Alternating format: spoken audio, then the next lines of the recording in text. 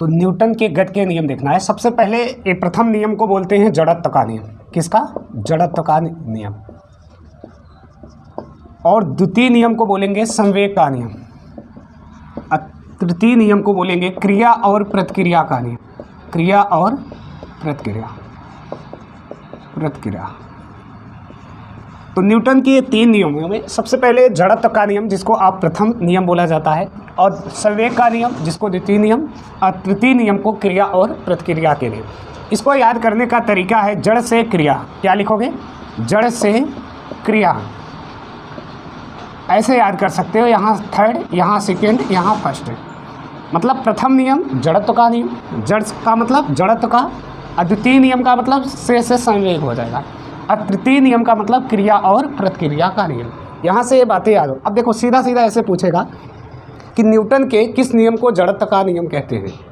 तो प्रथम नियम को। न्यूटन के किस नियम को संवेग का नियम कहते हैं? तो द्वितीय नियम को। न्यूटन के किस नियम को क्रिया और प्रतिक्रिया का नियम कहते हैं? तृतीय को। याद कैसे करना है? जड़ से क्रिया। याद हो जाएगा। ठीक।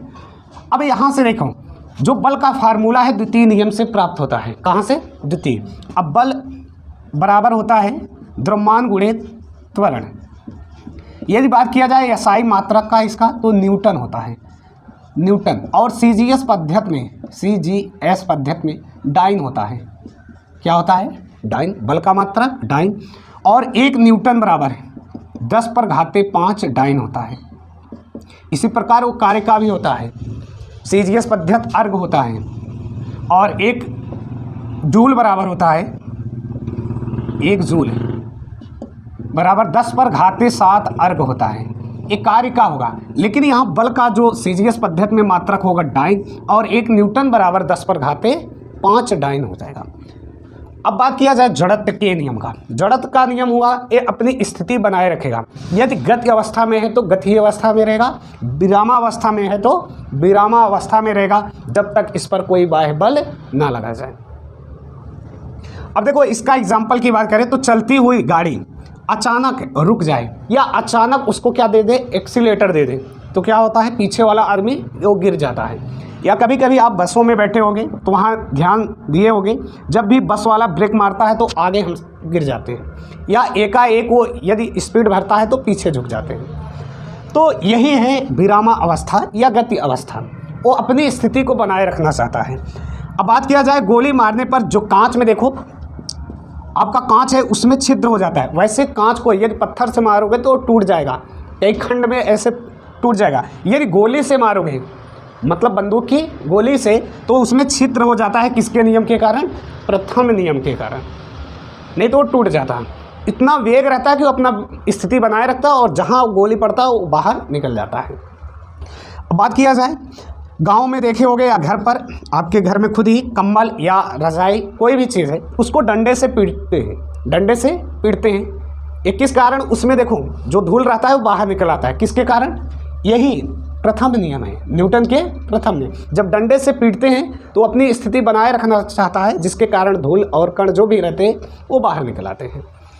और बात किया जाए पेड़ पर जब भी आप चढ़कर फल तोड़ना होता है, आम की बगिया किसी भी चीज़ को, तो उसके जो शाखाएं होती हैं उसको ज़ोर से हिलाना पड़ता है। जब हिलाते हो अपनी स्थिति वो फल बनाए रखना चाहता था, और जब ऐसा नहीं होता है तो वो नीचे गिर जाता है। किस नियम के कारण? न्यूटन के प्रथम नियम। अब बात किया जाए द्वितीय नियम का, तो यहाँ पहला पॉइंट मैं बोल दिया कि ये बल का फार्मूला यहाँ से प्राप्त होता है।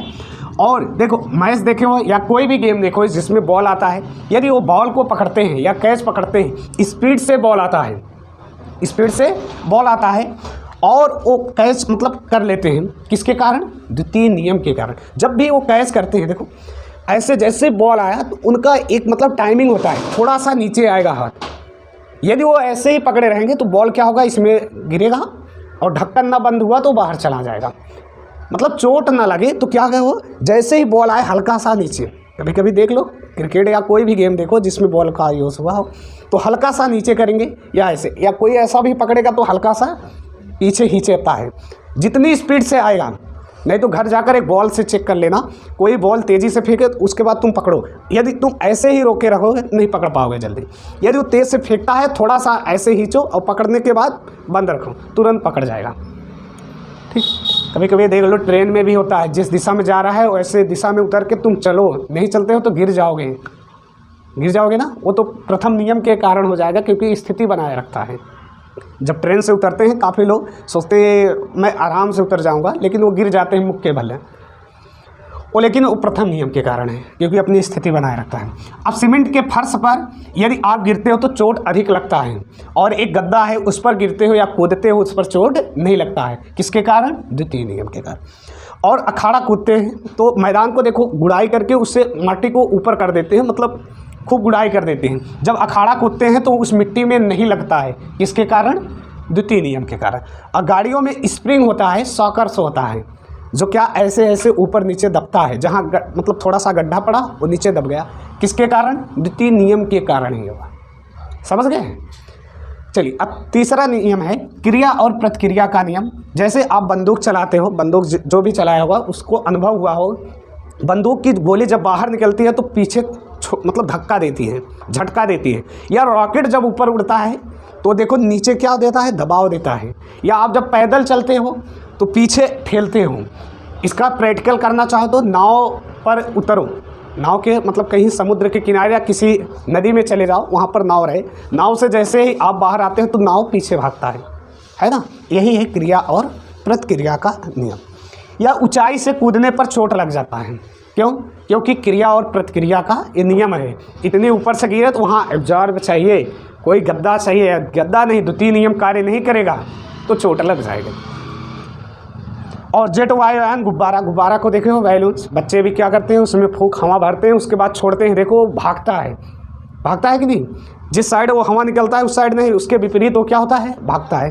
या किसी गेंद को ऐसे दीवार पर मार दो वो पुनः वापस आता है, किसके कारण? क्रिया और प्रतिक्रिया के। तो यहाँ कुआं से पानी भरते समय यदि रस्सी टूट जाए तो क्या होता है? पीछे गिर जाते हैं, किसके कारण? क्रिया और प्रतिक्रिया के। तो कुछ एग्जाम्पल है, इसे आप लिख लेना।